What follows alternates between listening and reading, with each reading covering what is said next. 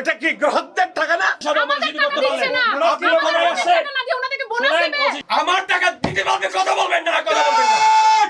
আমার টাকা যদি আপনারা দিতে পারেন 100 বার ওয়াইন আসলামকে ফাইজ ধরে সালাম করব, না হয় একটা কথা প্রতিবাদ করবেন না। আমাদের আন্দোলন আমরা চাই। টাকা ব্যাংকে আমি কেন রাস্তায়, ভূমিকে আমি কে, স্যার ওনাদের বেতন চলে, আমাদের ভ্যাট কাটে, ওনাদের বেতন চলে, ওনাদের বোনাস চলে। ব্যাংক নাকি প্রফিট না করলে আপনারা কিভাবে আমাদের সাথে আমাদের যদি করতে পারেন? ওনাদেরকে বোনাস দিবে। অ্যাক্টিভ ব্রাঞ্চ চলতেছে, প্রায় কি 20-30 লক্ষ টাকা খরচ প্রতি মাসে। এটা আমার টাকা না? এটা কি গ্রহদের টাকা না? তে এর ভরা হেয়ার কাট করবেন। কোথায় আমরা আমাদের বাচ্চা কাচ্চাকে নিয়ে কাজ করব, চাকরি করব, ব্যবসা করব? আমাদেরকে নিয়ে এসেছেন রাস্তায়, তারপর বলেন আপনার হাতে কোনো কিছু নাই। তাহলে চেয়ারে বসছেন কেন স্যার? টাকা দেন, আমি কেন রাস্তায়, আমি কেন রাস্তায়, হেয়ার কাট, আমি না মানবো না, আমি না মানবো না।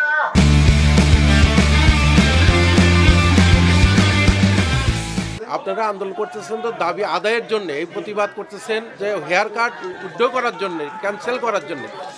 সেটা এই যে দেখছি, আমরা তো বলবো, এটাই বলবো যে হেয়ার কাটটা আমরা কিন্তু বলিও। এখন দেখেন, এটা তো এখন সরকার মালিকানা হিসেবে নিয়ে নিচ্ছে। সরকার সব কন্ট্রোল করে, সরকার সার্কুলার করে।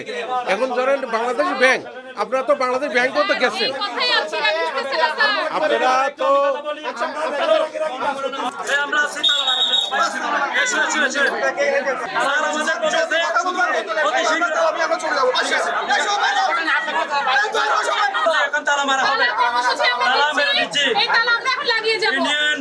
কথা বলবো, নিচে কথা বলবো, কথা বলবো, ঠিক আছে?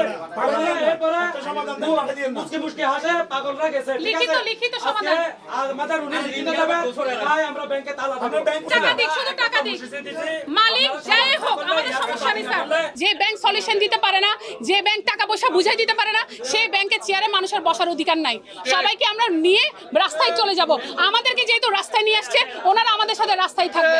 আমাদের এফডিআর, আপনার ডাবল বেনিফিট কিছুই আমাদের ফেরত দিচ্ছে না, ইন্টারেস্টও দিচ্ছে না।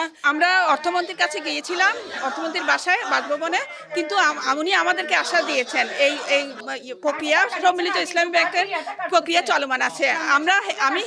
উনি তো হেয়ার কাট মানেই বুঝতেছেন, হেয়ার কাট আমরা বাতিল চাই, আমরা লেনদেন স্বাভাবিক চাই। 2024 ও 25-এর আমাদের যে মুনাফাটা দেওয়া হয়েছিল, ওটা নাকি এখন কেটে হেয়ার কাট করবে। কিন্তু কেন হেয়ার কাট করবে? আমাদের চিকিৎসা করতে পারতেছি না, আমাদের ছেলে মেয়েদেরকে বেতন দিতে পারতেছি না, ঘর ভাড়া দিতে পারতেছি না। তো আমরা সরকারি বেসরকারি সমস্ত এমপি মন্ত্রী মহোদয়, আমাদের অর্থমন্ত্রী, আমাদের প্রধানমন্ত্রী তারেক রহমান, সবাইকে আমরা স্মারকলিপি দিয়েছি। সাবেক গভর্নর মনসুর, উনি যে খালা খারুন করে গেছে, এই হেয়ার কাটটা বাতিল চাই, আমরা ব্যাংকের লেনদেন স্বাভাবিক চাই।